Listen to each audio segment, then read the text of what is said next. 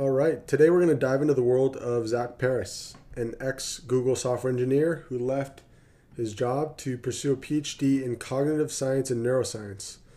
So, we're going to detail his journey and go through some of these files that I have selected here, and basically see how he went from this to this, then back to, oh, not that one, back to this. And we'll be doing that by just seeing a series of clips of this interview that I did with him. So starting out, let's see how he initially got into the tech world. When I first started college, I thought I wanted to be a physicist. Like I always thought physics was the coolest thing. And after doing it in college, I didn't like it that much, decided it wasn't really for me. And so I was like devoid of direction or meaning in my life. And so I like enjoyed my computer science classes though, and kind of thought it was like this cool tool that no matter what I end up doing in 10 years, I could use, even if like I didn't necessarily live in the software or like live and breathe software like I think some people do. And so that's kind of how I got started, was thinking like, oh, this is a cool tool. And from there, I was okay at it and got career options, job options, and kind of went down that path. And I think never was fully sold on tech as a whole, but I think enjoyed it enough to keep doing it. So I think when he said he was, quote, okay at it, I think he was being a little humble because he kept kicking butt and then ended up with a job I offer think out of from Google. college, you come out of college, I had no money, and it was this huge opportunity at this big company. They give you breakfast and lunch. It's awesome. I don't have to work that hard. Great work-life balance. So what's not to like? Breakfast and lunch, excuse me. And so he liked the problem solving aspect of it, but wasn't really so enthralled with the impact that he was having. Over time, that that part of it kind of faded away. And I was kind of left looking at what I was doing on a daily basis and not being that thrilled about it. It was cool technical problems, like I got to do machine learning work, which I think is really cool, but it wasn't necessarily on anything I cared about. That I can relate to. So after this was kind of the initial him getting into Google. There was a bit of a disconnect where he had this cognitive dissonance at working such a big company, and we'll explore that in this section here.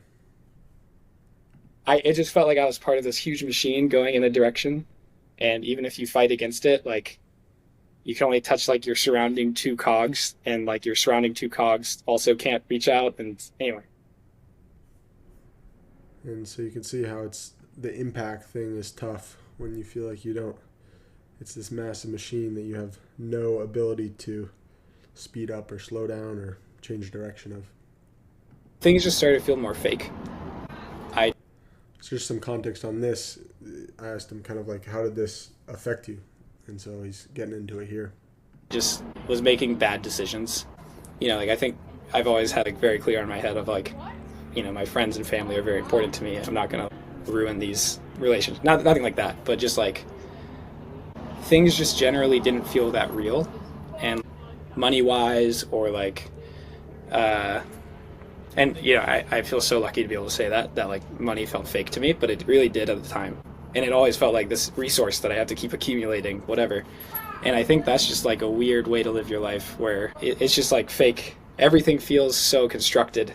And I would just take risks, whether it was like various things I did outside and or I'd lose money doing something stupid. I don't know. I'd be like, oh, Doge or peanut coin? Yeah. I don't know. I don't even love crypto that much, but I was just being stupid, I think. It just made me like generally stupid and disconnected, I think. Yeah, so it's interesting how this fakeness kind of created this disconnection, and I think maybe a little bit of a emotional numbness, which he coped with through exciting outdoor activities, which I think is a pretty good coping mechanism, if you ask me. I've always been kind of into like the outside, doing things outside, but I think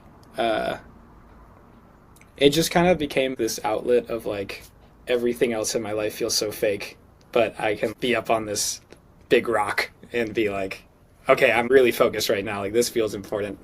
And honestly, I think since I've left, I've felt like I don't need that as much. I feel like I can just like live a more relaxing life and be content with my place in the world. But at the time, it was definitely feeling like, I'd be at work and I'd be so cognitive dissonance and like unattached, and then I'd go and I'd run up this thing and just kill myself physically, and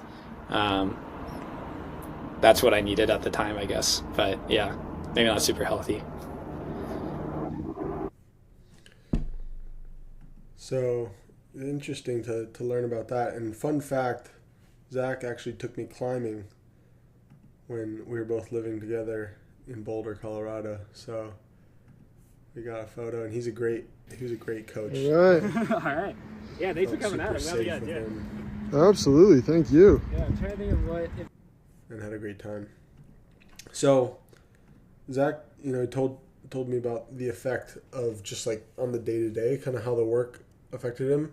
But I was curious about how he saw himself in the future and how it might affect him in the future. Work-life balance matters. You don't want to work 12 hours at a shitty job every day. There's no like separation between like work you and life you. Like they're the same person.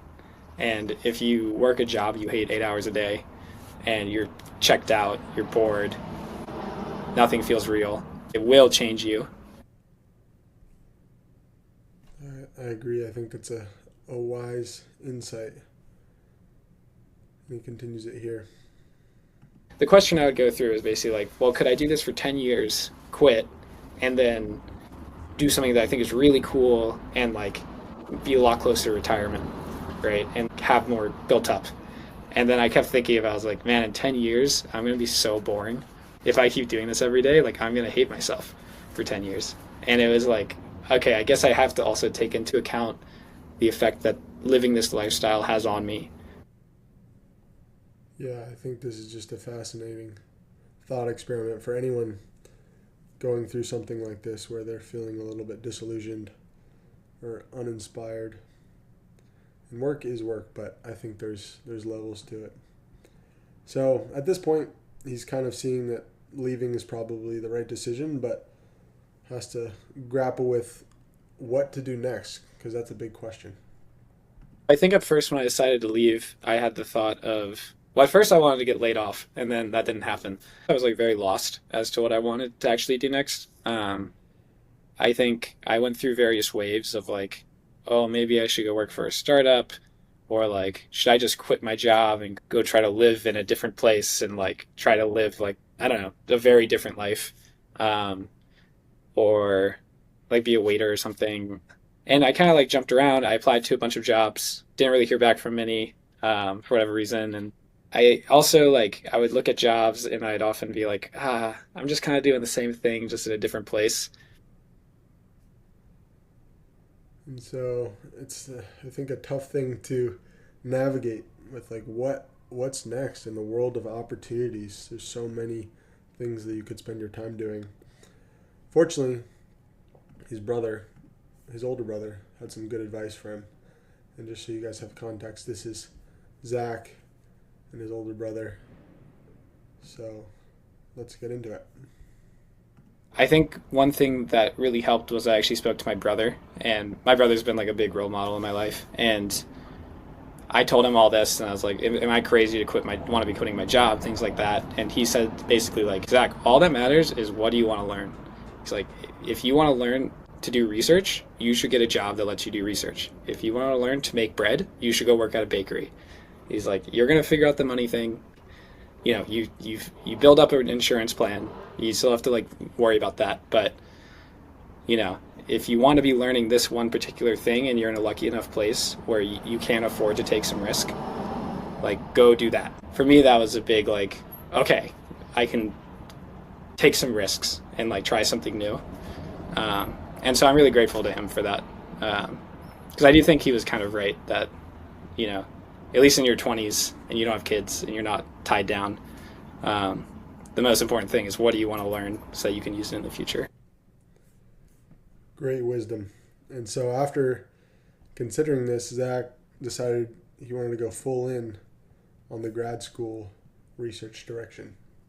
The thing about research, like the grad school like research direction, I think is like awesome. Is that it's very self-directed, and maybe this is a bit of me like rebounding from my previous role, but I feel I have a lot of control over my future and like, what I choose to work on, and I guess it's kind of a negative thing in some ways, but like I could work on something for 4 years in my first 4 years of grad school, have nothing come of it, and I guess that's it. And it's there's some risk involved in okay, it's on me to do the thing that's right. It's on me to figure out what I think is important.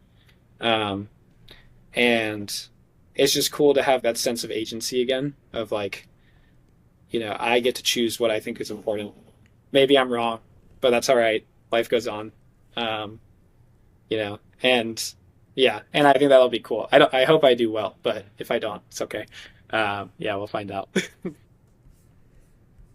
And so I applaud him for just making this decision and going with like this completely new direction. But I was curious to hear how he felt like after making the decision, like what his kind of emotional state was. Talks a little bit about that here.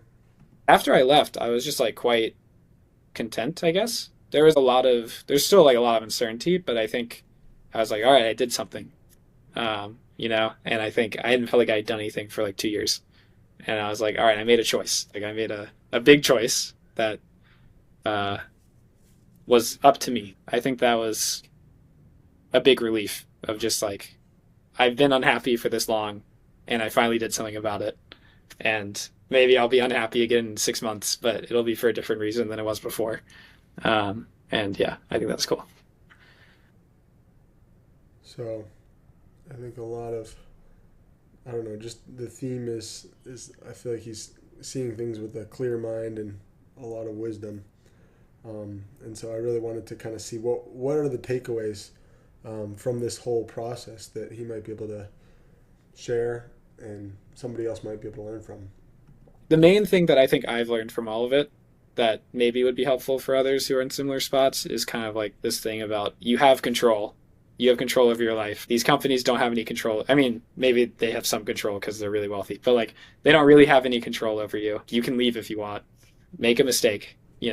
Protect yourself enough that you're not going to fall apart. Your life's not going to fall apart in a year, but you can afford to take on risk. You can make your own choices.